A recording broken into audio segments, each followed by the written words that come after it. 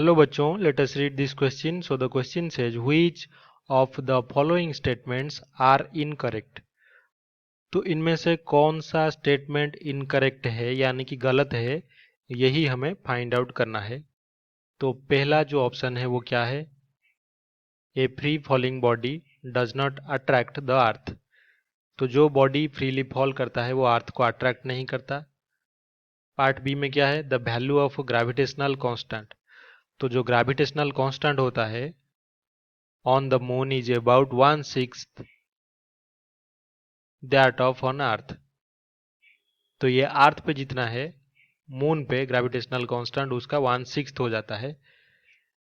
Option C क्या है? In gravity free space. तो जहां पे ग्रेविटी नहीं होता weight of a body becomes zero. तो बॉडी का वेट जीरो हो जाता है। डी में क्या है? The acceleration due to gravity acting on a freely falling body depends on its mass.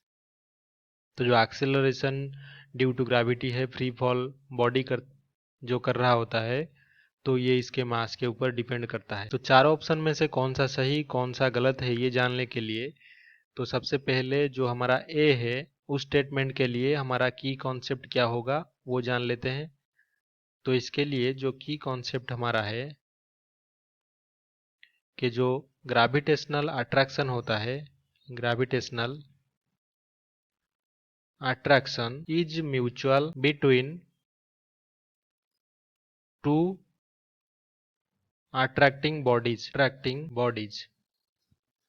तो क्योंकि ग्रेविटेशनल अट्रैक्शन जो म्यूचुअल होता है तो इसीलिए अगर दो बॉडी यहाँ पे हैं, एक हमारा अर्थ है और दूसरा बॉडी क्या है? फ्रीली फॉल जो कर रहा है वो दूसरा बॉडी है। ये है हमारा क्या? Free falling body. तो क्योंकि ये अर्थ की तरफ फ्रीली फॉल कर रहा है तो इसका मतलब ये भी है कि म्यूचुअली जो अर्थ है वो भी इस बॉडी की तरफ अट्रैक्ट होगा।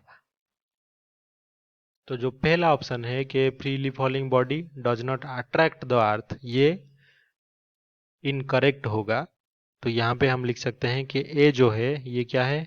इनकरेक्ट। तो इसी तरह से पार्ट बी पे चलते हैं। तो पार्ट बी के लिए जो स्टेटमेंट हमारा है उसका जो की कॉन्सेप्ट होगा वो जानना हमें जरूरी है। जो ग्रेविटेशनल कांस्टेंट होता है वो एक यूनिवर्सल कांस्टेंट होता है। तो universal gravitational constant is equals to कितना होता है? 6.67 into 10⁻⁻11 newton metre square divided by kilogram square.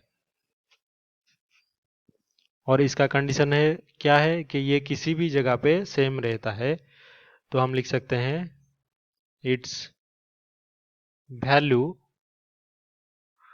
Never ever changes. तो क्योंकि ये चेंज नहीं होता है तो जो मून पे लिखा है कि 1/6 होगा अर्थ पे जितना इसका वैल्यू है तो ये स्टेटमेंट भी हमारा गलत हो जाएगा। तो जो बी है तो बी क्या होगा? ये भी इन करेक्ट स्टेटमेंट होगा। तो पार्ट सी पे चलते हैं। तो सी में हमारा जो की कॉन्सेप्ट है उसके बारे में जान लेते हैं। तो ये हमारा कहता है कि जो वेट होता है किसी बॉडी का, weight of a body is equals to its mass into acceleration due to gravity. तो जब ग्रेविटी जीरो हो जाता है, व्हेन ग्रेविटी इज जीरो, यानी कि जो फोर्स ऑफ अट्रैक्शन है वो जीरो हो जाएगा। तो इसका मतलब ये होगा कि जो जी है वो भी जीरो हो जाएगा।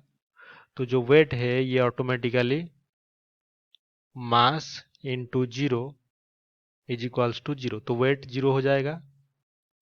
तो यही सी स्टेटमेंट है कि in gravity free space weight of a body becomes zero.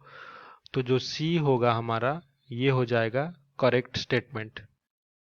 तो फर्स्ट दो स्टेटमेंट इनकरेक्ट है, थर्ड वाला करेक्ट है।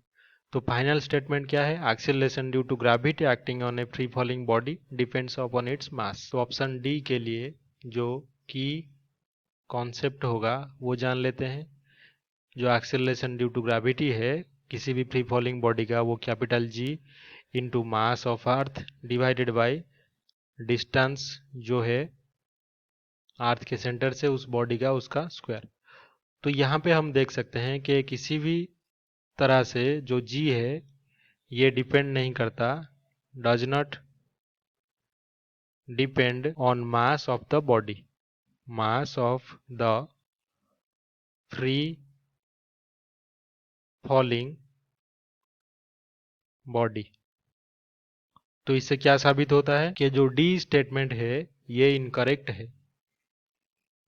तो हम लिख सकते हैं कि जो डी है ये भी इनकरेक्ट। तो हमने देखा कि ए बी और डी, ए बी और जो डी है ये इनकरेक्ट है। इसका मतलब आई, 2i और आई भी जो है ये इनकरेक्ट होंगे। तो हमारा जो फाइनल आंसर होगा वो ऑप्शन 3 होगा, क्योंकि यही हमारे आंसर के साथ मैच कर रहा है। I hope you have understood this well. Best of luck.